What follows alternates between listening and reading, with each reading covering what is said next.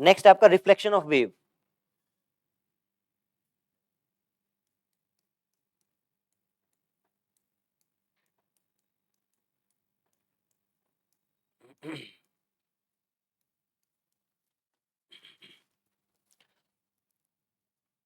अगर ये माने आप एक एंड पे ये रस्सी बंधी हुई है और आप इस साइड से वेव जनरेट कर रहे हैं, या आप सिंपल आपने ना वेव का एक हाफ जनरेट करके छोड़ा, वो मतलब ऐसे बनता है ना, इस टाइप से ऐसे वेव बनती है और वो आगे ट्रेवल कर रही है, वो उस पॉइंट पर पहुंचने के बाद क्या वो वेव वापस आएगी क्या? आपने रस्सी को ऐसे झटका दिया, एक वेव बनी, वहां तक गई, क्या वो वापस भी आएगी? कुछ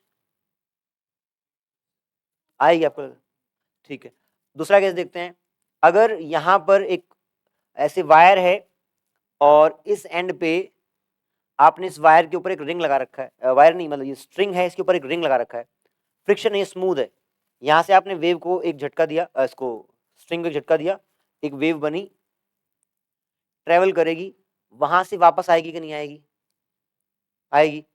देखते हैं दोनों में किस तरीके से वेव वापस आएगी। टॉपिक का नाम है रिफ्लेक्शन ऑफ वेव। इसके लिए आपको एक डेमोन्स्ट्रेशन दिखा रहा हूं मैं।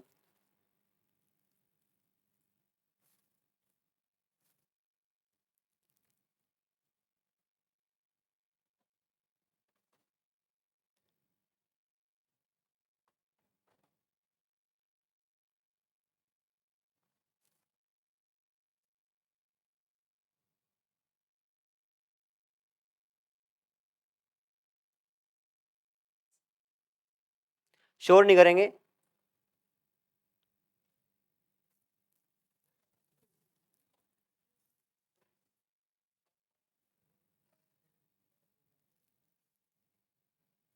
कहां पे सर्च कर दिया मैंने? कहीं और कर दिया? नलायक को बताते हैं तुम लोग यार। इसका सर्च कहां पे है? ये रहा।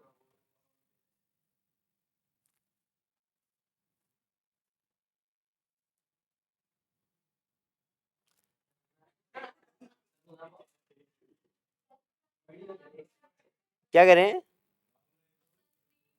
अच्छा, इतने इतने फेमस नहीं हुआ अपना भाई यार, मुझे लगा कि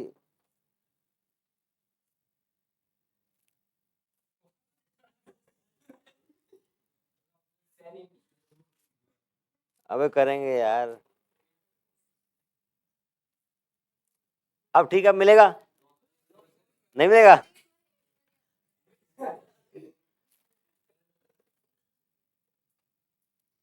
आ गया आ गया आ गया।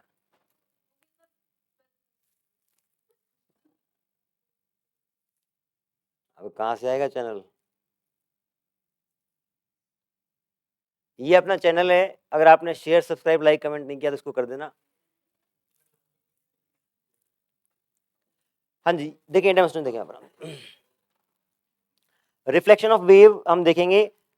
पहले ये केस देख रहे हैं, ये आपका किसी और की है, ये ना एक प्लेलिस्ट बना रखी है। नहीं, मैंने अपलोड नहीं कर रखी है अपनी, वही उसी का लिंक दे रखा है, उसी का लिंक डाल रखा है। देखें ध्यान से।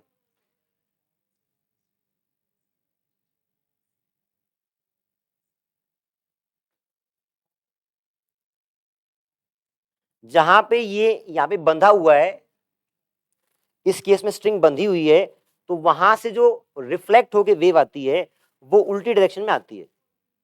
नहीं, कुछ बात जो बता रहा हूं मैं बता रहा हूं, ये वो बस देख लो उसको आप। क्लियर ना? जब यहाँ पे ये एंड पे रस्सी बंधी हुई है तो जो वेव गई है उसका नेगेटिव होके वो वापस आई है। अब देखें ये वाला पार्ट एक बार, वहां पे वो बंधा हुआ है, ये वाला पार्ट।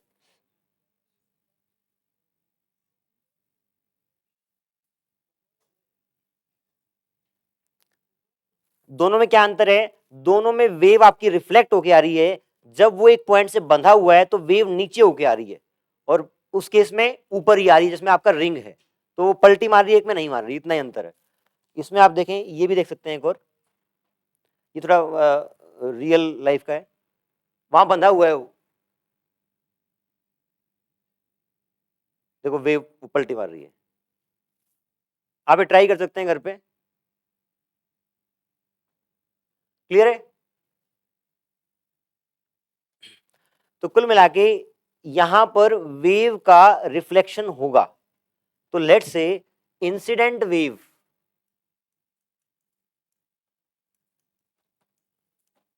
इंसिडेंट वेव की equation is y equal to a naught sine omega naught t minus k x है।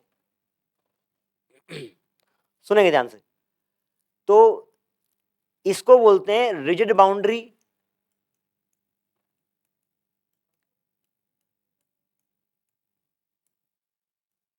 और इसको बोलते हैं ओपन बाउंड्री।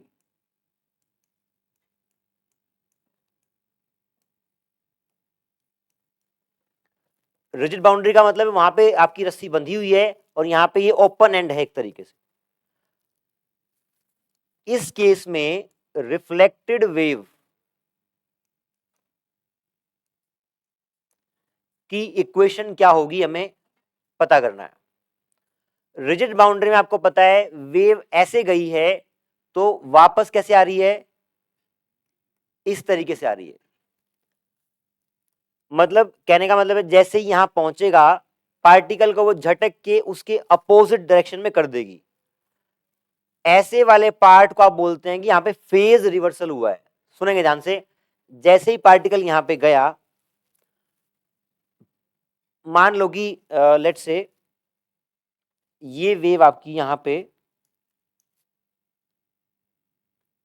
इतनी पहुंच चुकी है, तो ये यहां पे आते ही जहां ये पॉइंट जहां तक पहुंचना चाहिए था वहां तक पहुंचेगा ही नहीं ना, क्योंकि यहां बंधा हुआ है ये।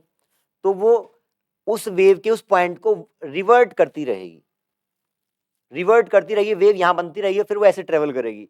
तो कुल मिला के क्या मैं बोल सकता हूं, यहां पे पार्टिकल का फेज चेंज हो जाएगा बाय पाई। पाई कैसे? पाई का मतलब है, फॉर एग्जाम्पल अगर मैं बात करूं फेजर डायग्राम की, ये पार्टिकल यहां पे ऑसिलेट करता है। अगर पार्टिकल यहां पर है और वहां पे रिजिड बाउंड्री होने के कारण इसके अपोजिट हो जाता है, तो वो यहां पहुंच जाएगा। यहां पहुंच जाएगा तो उनके बीच का जो वो आएगा, फेज रिवर्सल बोलते हैं इसको, और वो उसका उल्टा उल्टे उस पर पहुंच गया। तो इस केस में phase difference comes out to be pi, y equal to sine omega naught t minus k x plus pi. इसको आप मैथमेटिकली वेरीफाई भी कर सकते हैं। कैसे? दोनों में ये वाला टर्म कांस्टेंट सेम है, ये वाला सेम है, तो साइन 180 प्लस थीटा क्या होता है? साइन 180 प्लस थीटा की वैल्यू कितनी होती है? Minus sine theta. तो वो माइनस हो जाएगा इसका। इसका मतलब जो उसकी जिस पॉइंट की वैल्यू मान लो 1 सेंटीमीटर ऊपर थी, उसको -1 कर दिया। इसको बोलते हैं फेज रिवर्सल। जब भी रिफ्लेक्शन रहेगा from a rigid boundary, there will be a phase reversal of pi. Note down कर लो क्या? In case of reflection, in case of reflection from a rigid boundary, there will be a phase reversal of pi by 2, sorry pi, there will be a phase reversal of pi.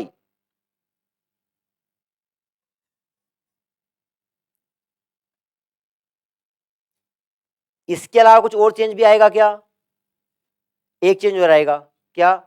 यहां पर incident wave की जो propagation की direction थी वो इस side थी, उसकी उल्टी है।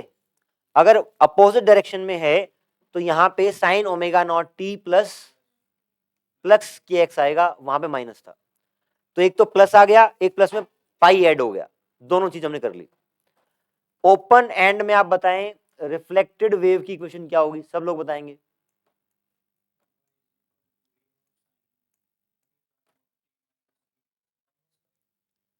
उसमें फेज रिवर्सल नहीं होगा।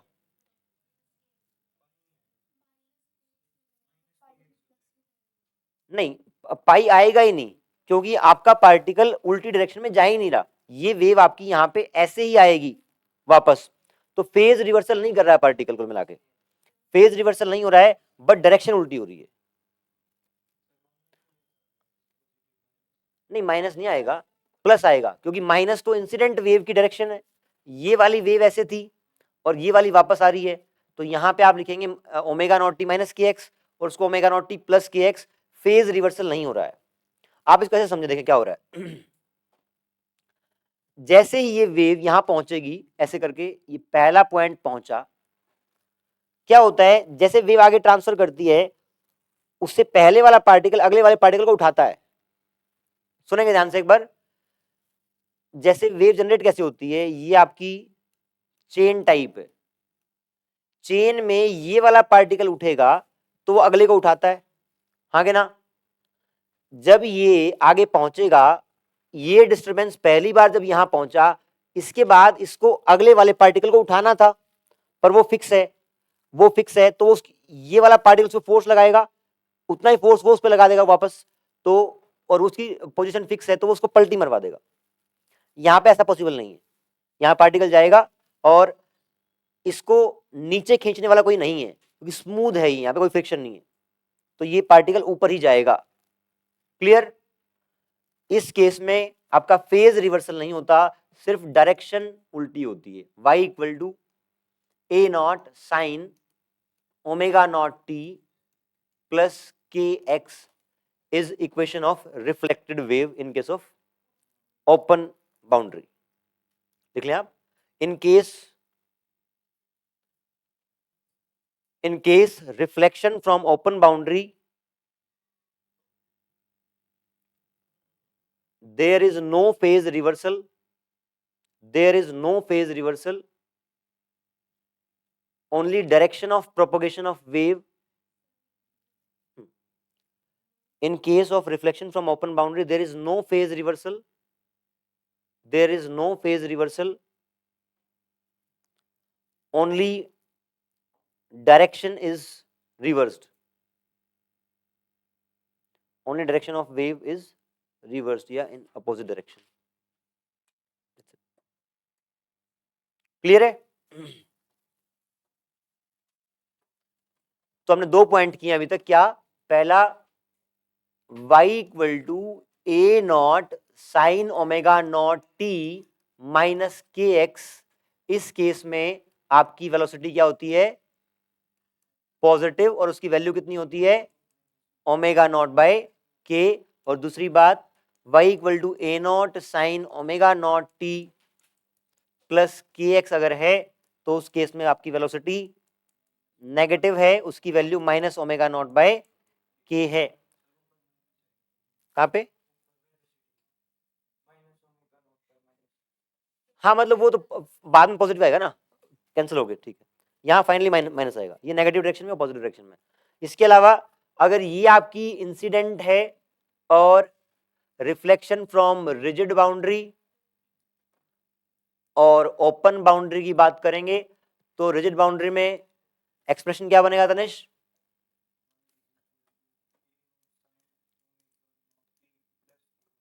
Plus k x, very good, plus pi. Phase reversal हुआ है क्योंकि वहां पे वो पॉइंट फिक्स है, वो उसको झटका मार के नीचे ले आएगा, तो आपका फेज रिवर्सल होगा और डायरेक्शन भी उल्टी हो जाएगी। ओपन बाउंड्री में क्या होगा? वो पार्टिकल आप फिक्स नहीं है, झटका मार के उसको उल्टा नहीं कर सकता, तो फेज रिवर्सल नहीं होगा, सिर्फ डायरेक्शन अपोजिट हो जाएगी। Omega naught t plus k x. ये चीज हमने आज की क्लास में सीखी है। आगे बढ़े? ठीक है। Next is stationary wave.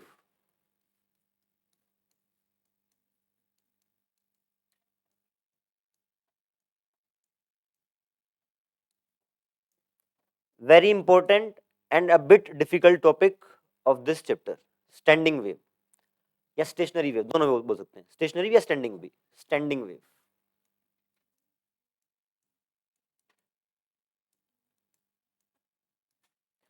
नाम से क्या पता लग रहा है कि वेव्स मूव नहीं कर रही हैं, स्टैंडिंग है, स्टेशनरी है। कब होता है देखेंगे ध्यान से, दो बात नहीं करेंगे, सिमिलर काइंड ऑफ वेव्स का मतलब है एम्पलीट्यूड सेम है, वेलोसिटी सेम है, एकदम एग्जैक्टली सेम वेव्स हैं। एक इस साइड से आ रही है और एक इस साइड से आ रही है, दोनों को सुपर इंपोज कर दें, ऐड कर दें, तो इनके ऊपर क्या फर्क पड़ेगा, ये कैसी वेव बनेगी। जब भी दो सिमिलर तरह की वेव्स को अपोजिट डायरेक्शन से आप इंट्रोड्यूस करेंगे, सुपर इंपोज करेंगे, तो सुपर इंपोज का मतलब ऐड करना। जैसे अगर मैं एक साइड से रस्सी को वेव्स जनरेट करूं, तो एक वेव जनरेट हो गई, उस साइड से मान लो बंधी हुई है, वो वेव बंधी हुई है, अगर बंधी हुई है तो आपको पता है बंधे हुए पार्ट से रिफ्लेक्ट होकर एक वेव और आएगी सिमिलर काइंड की, तो एक वेव यहां से आ रही है, एक वहां से आ रही है, तो दो वेव इस साइड ट्रेवल करेंगी। दोनों को ऐड करने का, सुपर इंपोज करने का क्या मतलब है, समझेंगे एक बार। अगर रस्सी पे कोई एक पॉइंट है, इस वेव के कारण उस पार्टिकल का मेन पोजीशन से एक डिस्टरबेंस होना था और उस वेव के कारण भी होना था, तो इस पार्टिकल के दो डिस्टरबेंस हो गए, इसका net disturbance will be addition of these two disturbances, दोनों को ऐड करके जो बनेगा वो उसका डिस्टरबेंस रहेगा। इतनी बात क्लियर है। सुपर इंपोजिशन, एडिशन, इन दोनों से आपकी स्टैंडिंग वेव बनेगी। एक बार पहले डेमोन्स्ट्रेशन देख लेते हैं कि स्टैंडिंग वेव दिखती कैसे है, उसके बाद इसका मैथमेटिक्स करेंगे।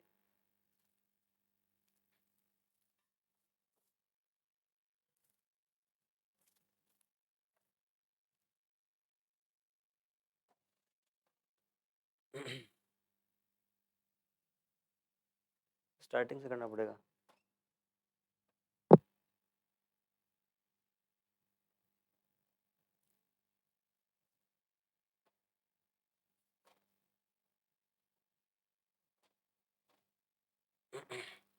नहीं आ गया, नहीं ये अपनी आई कि कैसे है? नहीं, चलो सर्च कर लेते हैं।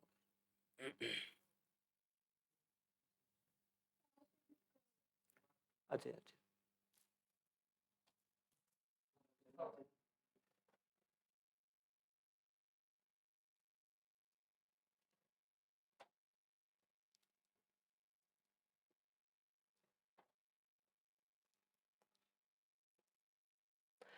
ये वीडियो देख रहे हैं आप लोग, ये आपका सिलेबस कंप्लीट होते ही आपको हर रोज होमवर्क मिलेगा। 11वीं के जो भी 500 वीडियोस रहेंगे, आपको देख के सारे सवाल मैं यहाँ पे फिर पूछूंगा। हाँ, ये टोटल 1000 सवाल हैं, तो 500 11th के रहेंगे, आपको करने हैं सारे। आप उसको वो करें, बेल आइकन को दबाएं, नोटिफिकेशन आएगा। देखो ध्यान से अब। देखो भाई, स्टैंडिंग वेव का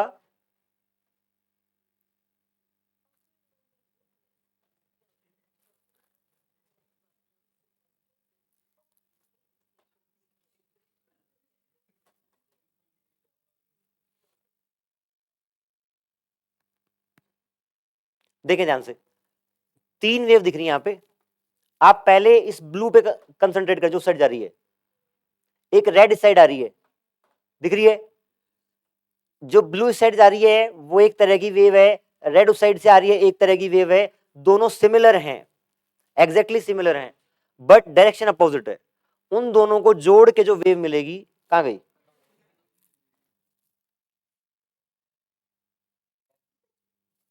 कहां से आएगी ये,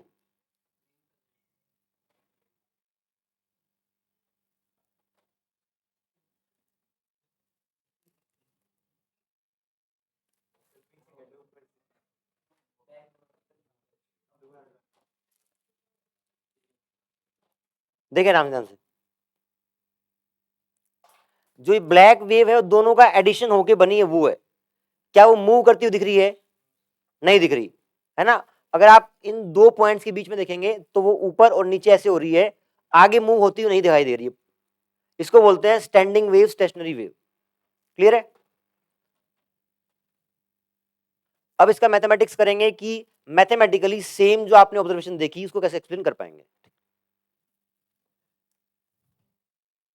स्टैंडिंग वेव में जो वेव राइट साइड की तरफ जा रही है, let say y1 is equals to a naught sine omega naught t minus k x, और उस साइड से आती हुई wave y2 is equals to a naught sine omega naught t plus k x. इसके ब्रैकेट में आप लिख लो equation of wave moving in positive x, equation of wave moving in positive x direction और equation of wave moving in negative x direction. ये आपकी positive x direction में move करती हुई वेव है और ये आपकी नेगेटिव एक्स के अलोंग की तरफ मूव करती हुई वेव की इक्वेशन है। y1 क्या रिप्रेजेंट करता है? Disturbance of particle due to wave 1, y2 disturbance of particle due to wave 2। दोनों को ऐड करना है, net disturbance will be y1 plus y2, it will be equal to a naught common आ जाएगा, sine omega naught t minus k x sign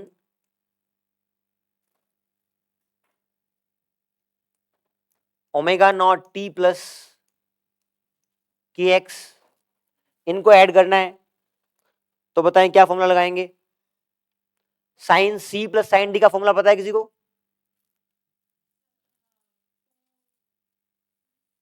10th में नहीं आता, ये 11th में आता है। अगर आपके पास मैथ्स इसलिए आपको नहीं पता होगा, बताएं।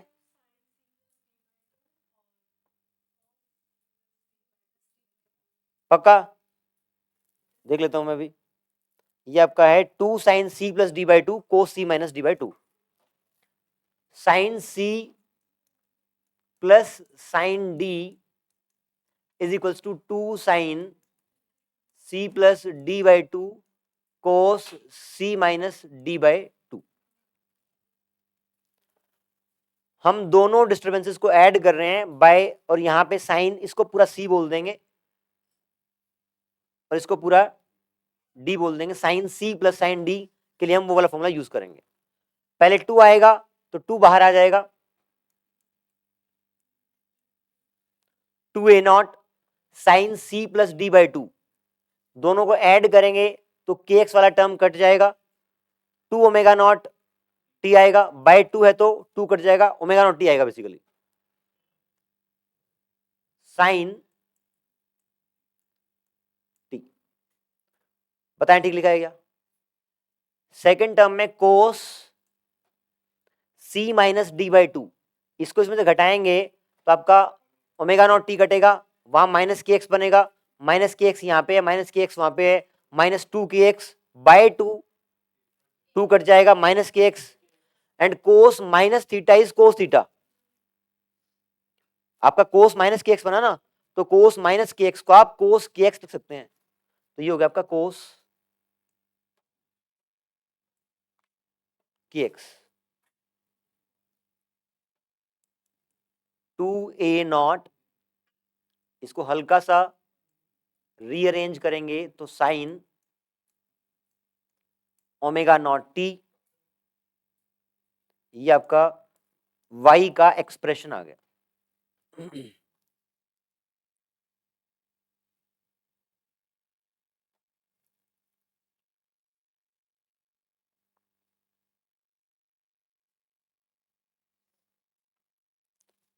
क्लियर इतना? अब इस मैथमेटिकल एक्सप्रेशन को से हम ये कंक्लूड करेंगे कि जो मोशन हमने देखा अभी स्टैंडिंग वेव का, क्या ये मैथमेटिकल एक्सप्रेशन उस तक पहुंच सकती है क्या?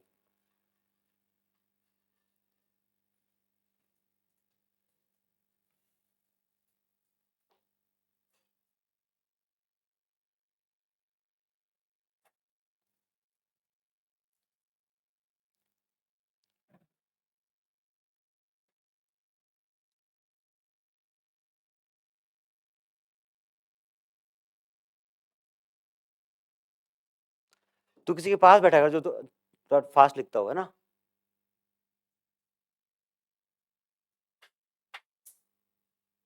डन। हाँ जी, बताएं फॉर्मूला क्या बना एक बार? y equal to 2a not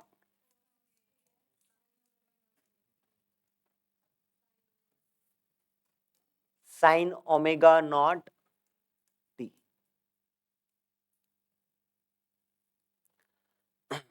हमें एक बात पता होती है कि ओमेगा नॉट और टाइम में क्या रिलेशन है? Time equal to 2 pi by omega not.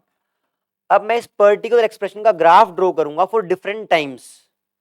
पहले t इक्वल टू जीरो पे, या small t equal to zero पे। अगर टी जीरो हो जाएगा तो ग्राफ कैसा बनेगा बताएं? सब जीरो हो जाएगा। हाँ, ये जीरो बचेगा तो इसका मतलब y इज जीरो। लेट से दिस इज y एक्सिस, और यहां पे इसी के ऊपर आपका ग्राफ बन जाएगा। लेट से ये ग्राफ बन गया। t equal to t by 4 पर देखें क्या ग्राफ बनेगा।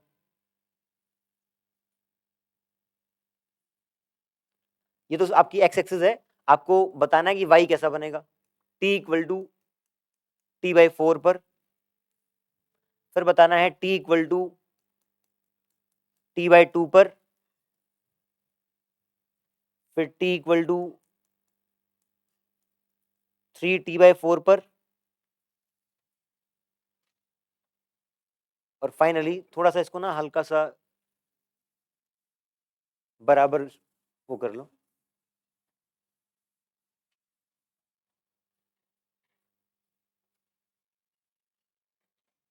एक, दो,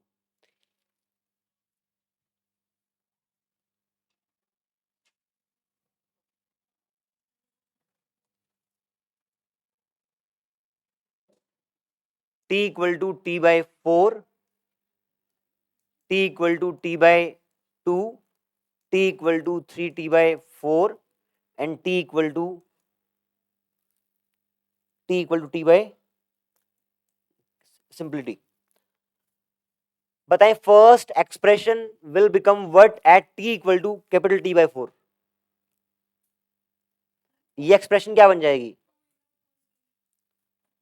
यहां पे बन गई थी y इज इक्वल टू 0, तो मैंने प्लॉट कर दिया। यहां बन जाएगी जब ओमेगा नॉट को आप पुट कर लें पहले 2π/t, इस ओमेगा नॉट की जगह क्या पुट कर दिया मैंने? 2π/t, और स्मॉल t की जगह t/4। क्या बन गया? π/2। तो at this value of t, this omega naught t becomes π/2, and sine π/2 is 1। बताइए बात समझ में आई क्या? पहले क्या किया है, ओमेगा नॉट की जगह क्या लिखा? ओमेगा नॉट की जगह लिख दिया 2π/t, स्मॉल t की जगह t/4, t/4 पुट किया, कटा, π/2 बना, यहां पे π/2 आ गया, तो this sine π/2 is 1, y becomes 2a0 cos kx। ठीक है, अगले टाइम पे बताएं, जब टाइम t/2 होगा तब ये क्या बनेगा? बताएं भाई, आसान है। यहां पाई बनेगा, तो साइन पाई कितना होता है? सो कॉन्फिडेंटली फ्लैट रिफ्यूजल।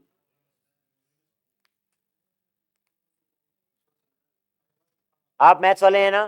बताएं साइन पाई की वैल्यू -1 पक्का? और कौन कौन मैथ वाला? बताए sine pi. Are you sure? Sure नहीं है। श्योर कौन है? आपका -1 था। पहले मैथ्स वालों को पूछने दो। अबे जीरो का काय को साल खराब कर दिया। जीरो, साइन पाई 0, तो 0 हो गया ये वाला टर्म, तो y 0 बन गया।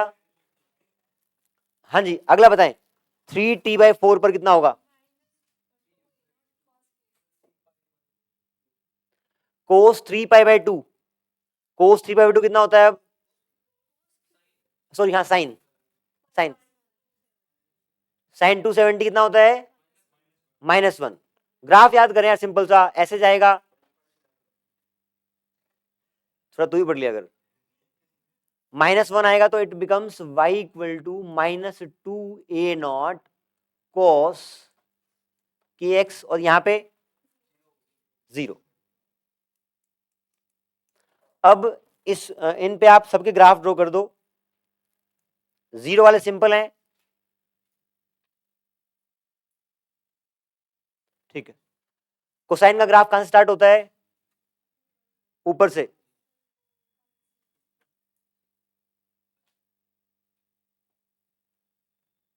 इस तरीके से रहेगा।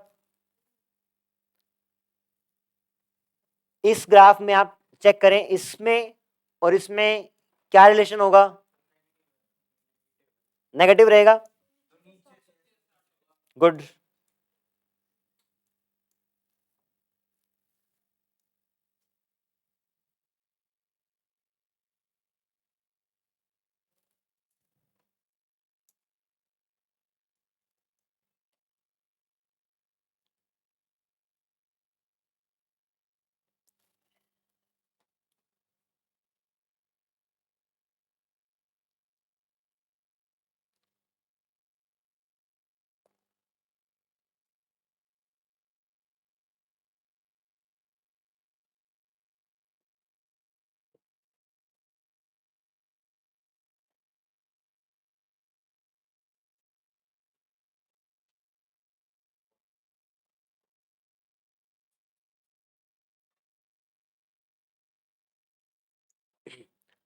आप कह रहे हैं ये इसका उल्टा होगा, नेगेटिव होगा हर जगह, तो वहां पॉजिटिव है तो यहां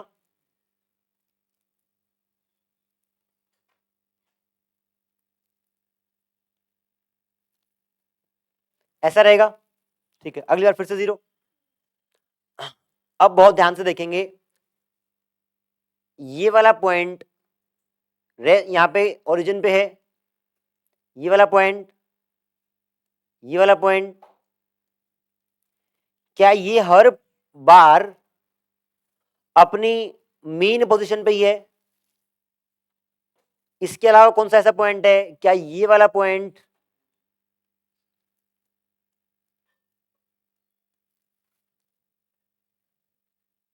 ये वाला पॉइंट,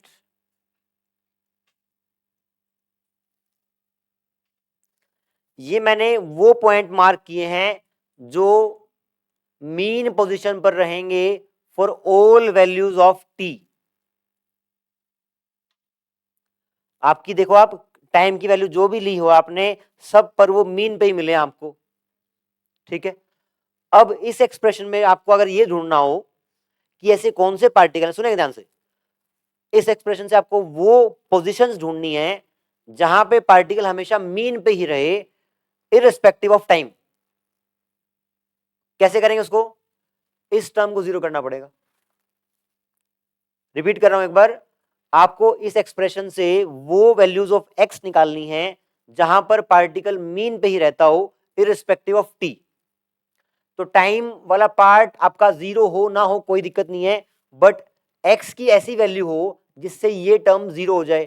तो टाइम आपका टाइम वाला टर्म नॉन जीरो का तब भी पूरा टर्म 0 पे रहेगा। अगर ये टर्म 0 होना है कोस के एक्स का, तो can you find values of x eight which it is always 0? बताएं।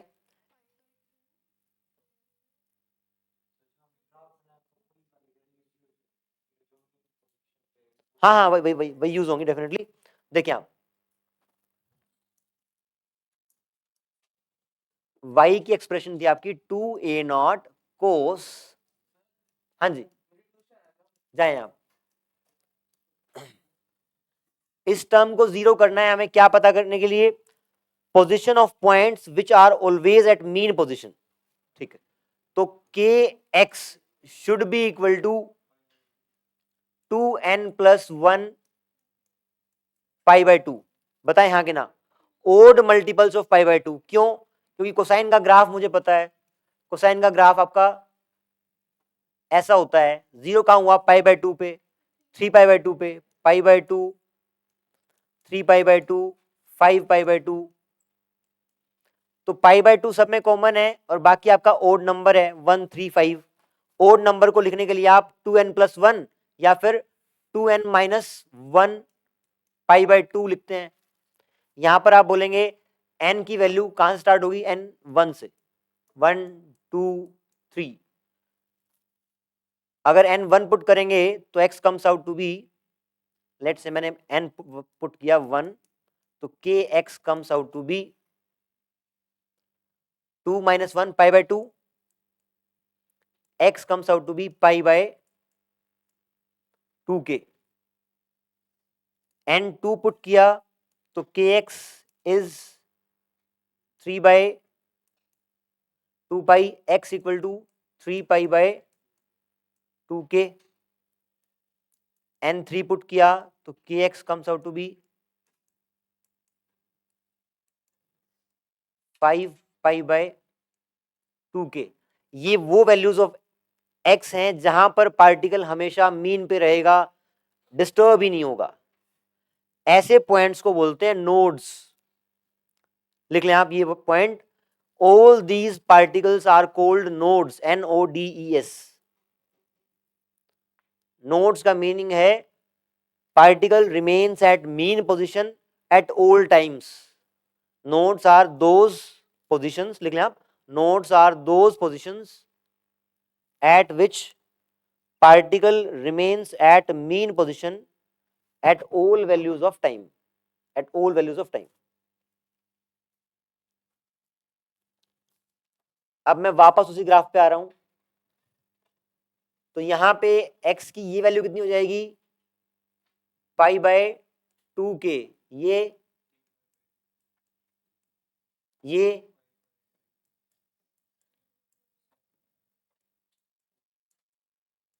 तो ये सारे पॉइंट्स आपके नोड्स हैं जहां पर, अब देखें वो अगर जो आपकी वो पिक्चर थी उसको अगर इमेजिन करेंगे तो आप देखें दो पॉइंट्स के बीच में वेव ऐसे हो रही थी और ऐसे हो रही थी, तो ये वाला पॉइंट आपका नहीं मूव कर रहा था, तो नोड था, बीच बीच में आपके नोड थे, नोड की लोकेशन आपने निकाल ली, ठीक है। अब ध्यान से देखें, ये पार्टिकल अभी यहां पे था, या फिर आप इसको कंसिडर करें, ये पहले ऐसे थी, अगले मोमेंट पे ऐसे हो गई, फिर से फ्लैट हुई है, फिर से ऐसे हो गई, अब फिर से ऐसे हो गई। क्या जो हमने उस वीडियो में देखा वही मूवमेंट आप अब देख पा रहे हैं? तो कुल मिला के टाइम जैसे जैसे बीतेगा, टाइम बढ़ रहा है, तो ये लाइन पहले फ्लैट थी, फिर नीचे हुई, फिर वापस फ्लैट हुई, फिर ऊपर आई, तो ऐसे झूला झूलेगी वो, ठीक है, स्टैंडिंग वेव बनेगी। जहां पर ये वाले पॉइंट्स हैं, टाइम को ना देखें, चैप्टर टॉपिक बड़ा इंटरेस्टिंग लग रहा है मुझे, तो आपको भी लग रहा होगा शायद, लग रहा है ना, वेरी गुड। क्या करें, आप बताएं एक बार जाए फटाफट, अभी तो क्लास और लेंगे ना आप, तो क्यों आप कहते ना, ठीक है बता दें एक बार, कहते 5-7 मिनट लगेंगे। ये जो पॉइंट्स मैंने अब मार्क किए हैं, ये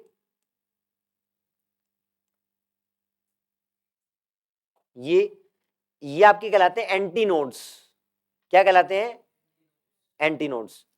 देखें जब ये फ्लैट था, ऐसे नीचे आया, ये ऐसे नीचे आया, फिर वापस ऐसे हुआ, फिर ऐसे हुआ, फिर वापस फ्लैट हो गया। अब सब लोग बहुत दिमाग लगाए बताएंगे, क्या इन दोनों पॉइंट्स के बीच में सारे पार्टिकल्स एसएचएम परफॉर्म कर रहे हैं क्या? इन दोनों पॉइंट्स के बीच में सारे पार्टिकल्स एसएचएम परफॉर्म कर रहे हैं क्या? आप सिर्फ इस पे कंसंट्रेट करें। फॉर एग्जांपल ये वाला पॉइंट है, ये पहले यहां पे था, अब एक्सट्रीम पे आया, फिर वापस मीन पे आया, फिर एक्सट्रीम पे आया, तो ये वाला रस्सी का पार्टिकल एसएचएम परफॉर्म नहीं कर रहा? कर रहा है। तो क्या बाकी ये वाले सारे नहीं कर रहे? सारे कर रहे हैं ना। क्या सबका एम्पलीट्यूड बराबर है? देखो ध्यान से, जो पार्टिकल यहां पे है, जब ये रस्सी पूरी ऐसे हो गई तब ये पार्टिकल यहीं तक पहुंच पाया है और वो वाला यहां पहुंच गया है। इसके बाद रस्सी वापस फ्लैट होना शुरू करेगी, तो ये वाला पार्टिकल जो है वो इतने ही रीजन में ऑसिलेट करेगा, आगे ना। अगले वाला पार्टिकल देखें, जब ये रस्सी मैक्सिमम नीचे हो चुकी है, ये वाला पॉइंट यहां पे आएगा, ये वाला पॉइंट यहां पे आएगा, तो इन दोनों पॉइंट्स के बीच में जितने भी पार्टिकल हैं, they all are performing SHM, but their amplitudes are different and frequency is same. Frequency same कैसे है? क्योंकि ये फ्लैट था, जब ये ऐसे हुआ है तो सभी पार्टिकल अपने एक्सट्रीम पे पहुंच गए हैं, तो टाइम सबको सेम लगेगा। टाइम सेम है तो फ्रीक्वेंसी सेम रहेगी, ठीक है ना। तो आप एक लाइन लिखें, क्या, all particles between two nodes, बहुत इंपॉर्टेंट लाइन है, all particles between two nodes perform SHM having different amplitudes,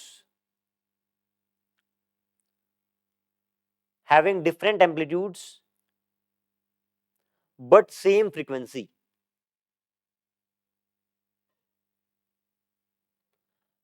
अब ये बताएं, ये लाइन में किसी को भी डाउट है तो बता दें।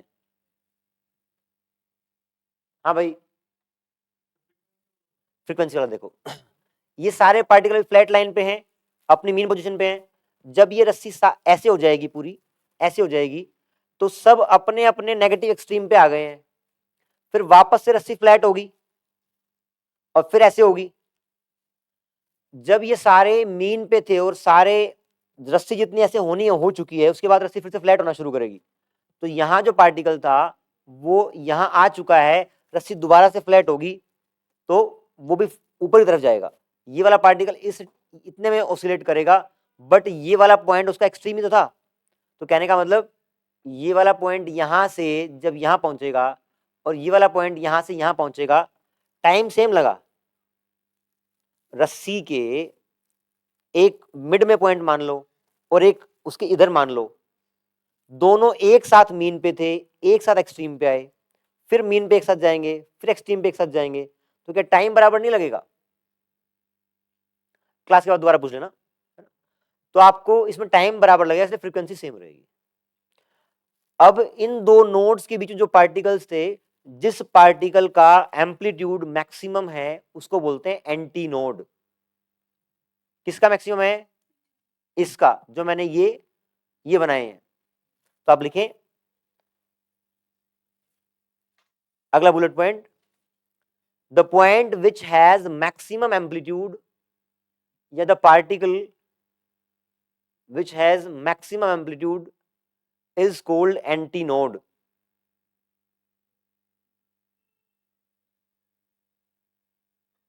Is antinode.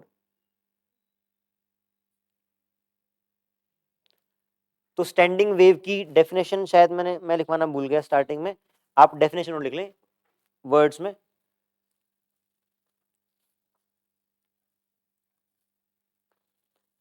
when two harmonic waves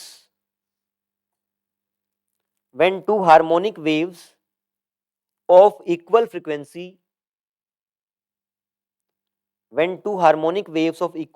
and amplitude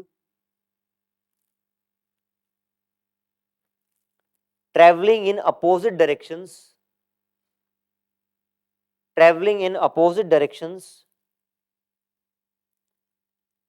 superimpose each other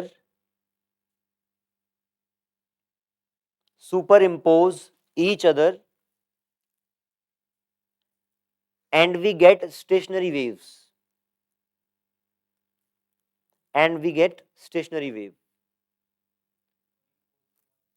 Superimpose each other and we get stationary wave. जब सेम एम्पलीट्यूड और फ्रीक्वेंसी की वेव्स अपोजिट डायरेक्शन में ट्रेवल करके सुपर इम्पोज करती हैं तो हमें स्टैंडिंग वेव मिलती है।